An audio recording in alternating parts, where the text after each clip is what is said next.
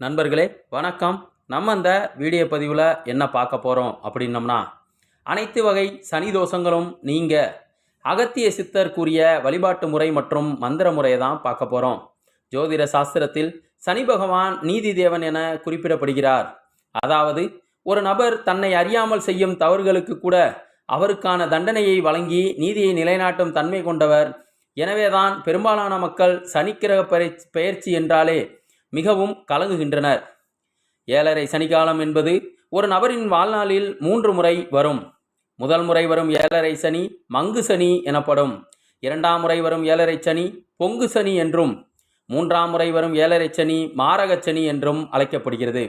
மேலும் அஷ்டமச்சனி, அஷ்டார்த்தம சனி, சனி திசை, சனி கோச்சாரம் போன்ற ஜாதக ரீதியான சனியின் பாதகமான அமைப்பினாலும் பல துன்பங்கள் சோதனைகளை சந்திக்க நேரிடுகிறது.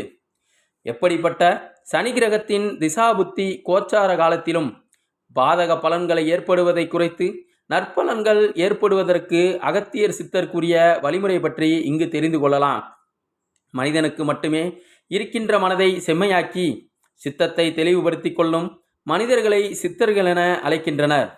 பல்லாயிரக்கணக்கான ஆண்டுகளுக்கு முன்பே தமிழகத்தில் பல ஆயிரக்கணக்கான சித்தர்கள் இருந்து வந்துள்ளனர். அந்த சித்தர்களுக்கெல்லாம் தலைமை சித்தராக கருதப்படுபவர் அகத்தியர் பெருமான். அகத்திய பெருமான் ஜோதிடம், மருத்துவம், மந்திரம் போன்ற சகல கலைகளிலும் வல்லமை பெற்ற ஒரு சித்தர் ஆவார். அந்த அகத்திய பெருமான் ஜோதிடத்தை பற்றி பல செய்யுட்களை இயற்றியுள்ளார்.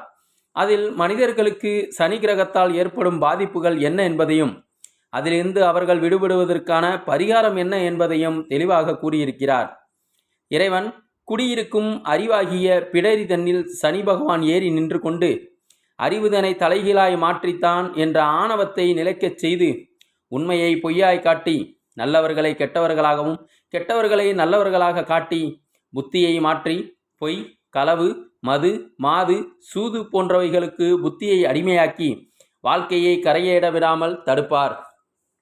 நீரில் பாசி படிந்து நின்றது போல் நம்மேல் படிந்துள்ள சனீஸ்வர தோஷத்தை நீக்கிக்கொள்ள இறைவனின் பாதம் தொழுது ஒரு உபாயம் கூறுகிறேன் என்கிறார் அகத்திய பெருமான். அதிகாலை குளித்து முடித்து கிழக்கு நோங்கி நின்று கொண்டு பருதி எனும் சூரிய பகவானை வணங்கி ஓம் கிளி சிவ என்ற மந்திரத்தை 108 முறை ஜெபிக்க வேண்டும். மந்திரம் என்னன்னா ஓம் கிளி சிவ. இப்படி ஒரு மண்டலம் எனப்படும் 48 நாட்கள் தொடர்ந்து செபித்து வர நம்மை உடும்பு போல் பற்றி நின்ற சனீஸ்வர தோஷம் விலகிவிடும். அது ஏராளமானோர் செய்து பயனடைந்த முறையாக உள்ளது. இந்த 48 நாட்களும் மது, மாது, மாமிச உணவு, தீய சொற்களை பேசுவது போன்றவற்றை அறவே தவிர்த்து மந்திர உச்சாரணம் செய்யும் போது நிச்சயமான பலன்களை கொடுக்கும். மேலும் 48 நாட்கள் முடிந்த பின்பு ஒரு முறையேனும் திருநள்ளாறு தர்பானேஸ்வரர் கோயில் அல்லது திருக்கொள்ளிக்காடு பொங்கு சனீஸ்வரர் கோயில், குச்சனூர் சனீஸ்வரர் கோயில் போன்றவற்றிற்கு சென்று சனி பகவானை வழிபாடு செய்வது மிகவும் நற்பலன்களை கொடுக்கும்.